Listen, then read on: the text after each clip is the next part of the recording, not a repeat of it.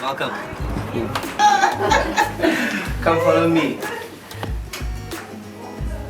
This is where my colleague sits. He's the actual site supervisor. So I make work for him. I need the phone in my job. I really do. Yeah, I just want to show off a little bit. Some awards that I've gotten. 2017, as you can see, thanks to U-Turn. Thank you very much, U-Turn.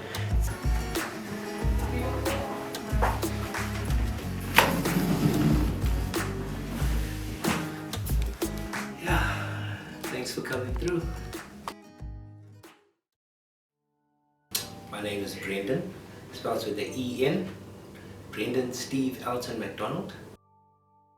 I'm from Durban. I was born in Addington Hospital, so less than 200 meters away from the beach.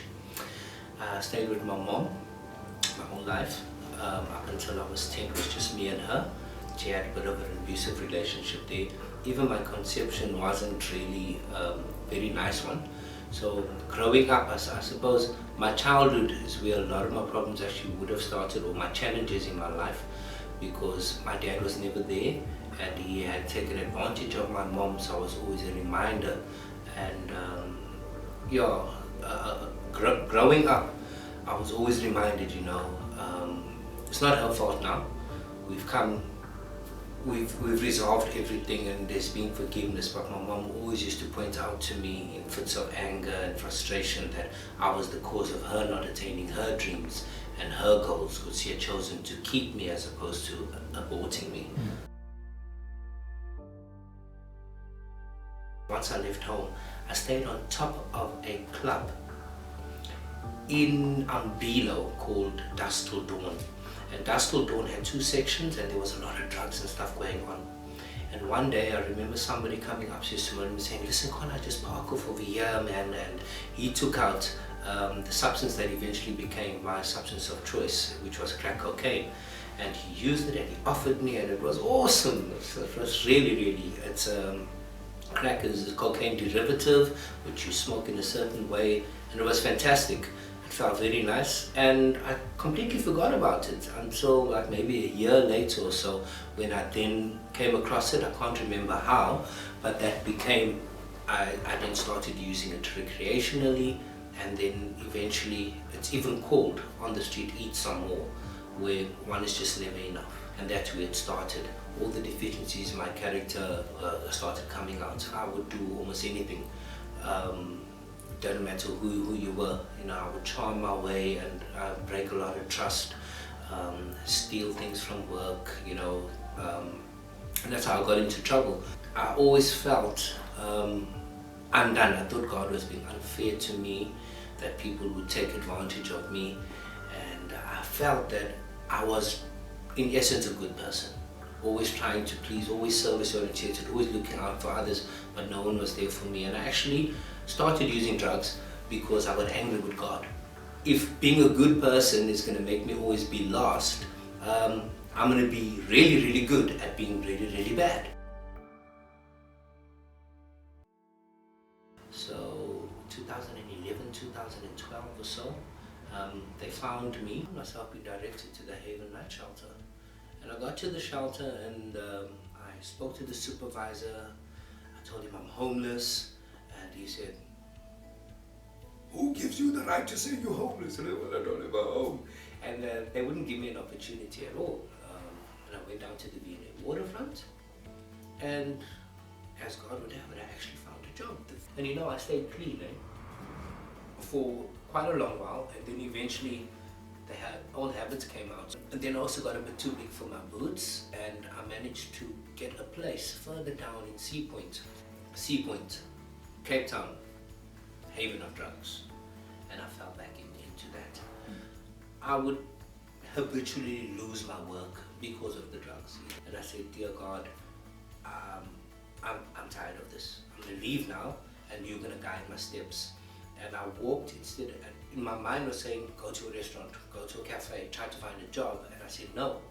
And I found social services in Victoria Street across from the gardens.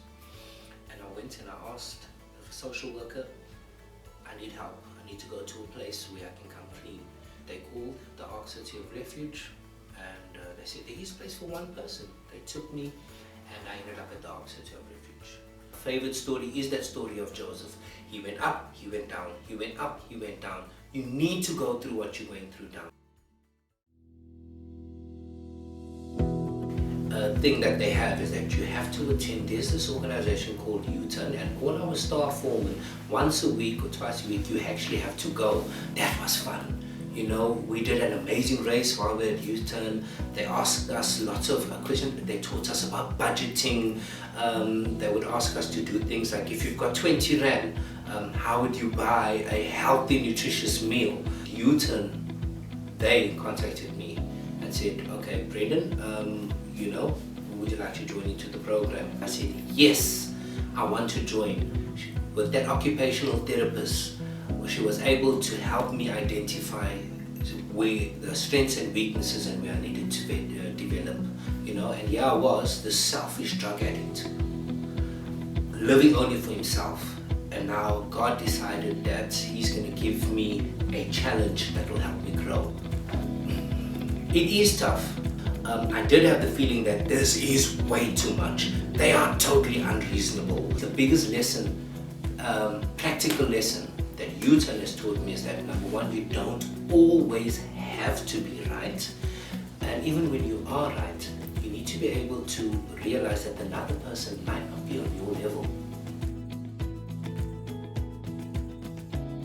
In a nutshell, my job secretly is I find good, reliable, competent people, workers of different types of category or what I'd like to think of, forward-thinking, progressive and successful companies. Vote for me and not the ANC, because I actually do give people jobs.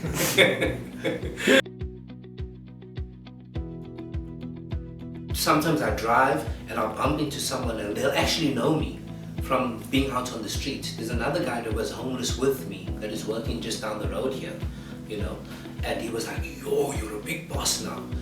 And I'm able to tell them, look at, guys, you know what, it is possible, you know, you don't have to be perfect, but it is possible.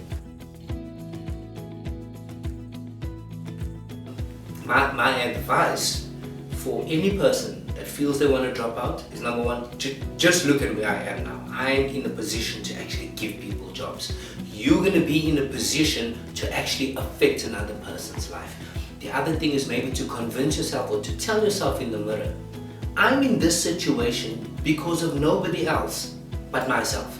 Open your eyes and see that the person that is trying to help you and give you this advice wants nothing from you except for us to grow.